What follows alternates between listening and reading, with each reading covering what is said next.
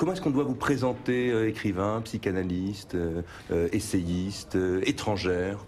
Étrangère, voyageuse et peut-être Ouais. écrivaine quand même. Écrivaine, oui. Non, j'aime pas ce mot, mais Ouais. bon. Écrivain. Parce qu'il y a la femme dedans et c'est pas toujours facile d'être femme et d'écrire, donc on le dit en passant, mais on va s'en tenir à écrivain. Et être psychanalyste et écrire? C'est dire la même chose que quand on écrit, mais Ouais. peut-être avec un certain allègement. Parce que la psychanalyse touche à l'invivable, Oui. comme l'écriture, et peut-être avec une plénitude, mais sans le débordement des illusions. Mhm. Et quand les illusions ne débordent pas, c'est plus léger. Et les serial killers, la pulsion de mort, les malversations, les mafias, etc., tout ce qui grouille dans ce roman. On le retrouve dans Meurtre à Byzance. Voilà, C'est pas le meurtre du père, hein, du tout. Mais non, mais ça passe à travers. Il y a des meurtres de père, Voilà. puisque, enfin, des meurtres de dignitaires du nouveau Panthéon. Ça se passe à Santa Barbara, Voilà. espèce de métaphore sur le village planétaire. Et il y a en effet un serial killer qui assassine des gens d'une secte qui est le nouveau Panthéon. C'est quoi? C'est une forme de secte évangéliste, comme on en voit beaucoup Ça peut être actuellement. une secte évangéliste, ça peut être n'importe quelle secte dans laquelle pullulent les religions, les malversations, les actions sexuelles diverses et variées. Et donc c'est l'exemple même de l'effondrement de la globalisation, parce que Santa Barbara pourrait être partout. On dit c'est souvent aux États-Unis, mais oui, c'est aux États-Unis, mais ça peut être aussi à l'île de Ré, à Moscou, sur les Balkans, à Paris même. Très souvent, il m'arrive de constater que sur des plateaux de télévision, ça fait un peu Santa Barbara. Pas ici, non, on est plutôt drôle. Ils ont des physiques d'acteurs de Santa Barbara. C'est un compliment dans notre voilà. Certaines salles de rédaction, ça fait Santa Barbara. Voilà. Alors, vous avez des mots noir, sur l'époque d'ailleurs. Voilà. Vous dites l'époque est faite de fausses morales, de fausses lois, bâties pour exploiter quelques petites démangeaisons personnelles, mais qui déchaînent toutes les passions dont s'honorent les humains, le goût de l'intrigue, l'esprit possessif, la rage de dominer, le nouvel ordre mondial, la bulle spéculative, la destruction de la couche d'ozone, le nouveau Panthéon, le temple maritime et bien d'autres turpitudes. Ce sont les lois qui font les criminels, les règlements qui provoquent l'anarchie, et s'il n'y avait pas de médecins, il n'y aurait pas de malades. Artaud l'a dit avant tout le monde. Alors, c'est un peu, donc c'est un roman d'abord sur sur le monde actuel, qui dresse un état du monde qui n'est pas extrêmement joli. Mais non, je crois qu'on le voit en regardant la télévision, par exemple, et en vivant au jour le jour. C'est un roman sur le monde divisé en croisées. Aujourd'hui, Santa Barbara d'un côté, le terrorisme de l'autre, le purificateur qui essaye de sévir à Santa Barbara aurait pu être un islamiste pur et dur. Il se trouve qu'il est chinois, il signe avec un signe chinois qui ressemble à 8, et qui s'avère être l'infini, ou Xian, qui veut dire donc qu'il a pété les plombs, qui n'a plus de limite, et dans l'infini.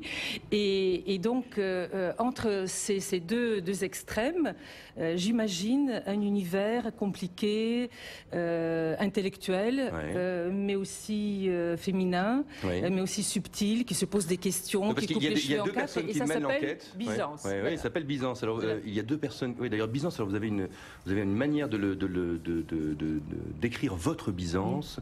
Vous dites et moi la byzantine. Je marche avec Nordi. On voit que Nordi c'est le commissaire. C'est le commissaire c'est un personnage récurrent déjà. Vous avez un commissaire récurrent qu'on a déjà vu. Oui, mais c'est mon troisième roman policier, un peu détourné, un peu profané, puisque c'est un roman policier que j'espère métaphysique et politique, donc le genre est tourné vers autre chose, mais il était déjà présent. Il s'appelle Northrop Rilski, ce qui est assez ridicule comme nom d'ailleurs, mais c'est un musicien en plus. C'est un commissaire pas comme les autres. Non, mais souvent dans des romans policiers, il existe de femmes en particulier, il existe des personnages drôles comme ça qui sont à la fois fascinés par les meurtriers, et ils se trouvent en connivence avec ces meurtriers-là. Ils pensent que peut-être eux-mêmes pourraient être des assassins, tout en essayant, eux, d'alléger cette souffrance et ce meurtre avec la musique. Parce qu'il aime beaucoup Scott-Ross. C'est un drôle de zozo, oui. Justement, j'avais envie d'interroger Julia Kristeva au sujet du choix de la forme polar que vous aviez déjà, je crois, utilisé dans Possession notamment. Et en venant disons, de recherche formelle, plus avant-gardiste à une époque. Et en fait, j'avais envie un peu de comprendre ce qui vous a mené à choisir cette forme finalement assez classique et même populaire, et avoir aussi votre point de vue sur l'avenir de la fiction aussi, parce qu'il y a une sorte de réflexion sur la fiction, oui, un peu enragée quelque part sur la fiction française en particulier. Mais d'abord, pourquoi avoir choisi cette forme-là?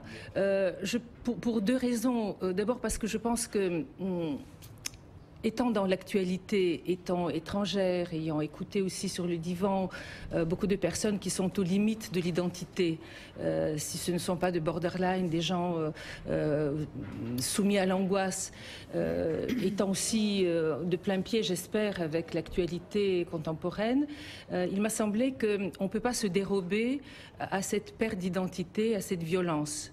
Et que le roman policier est la forme la plus appropriée à cela.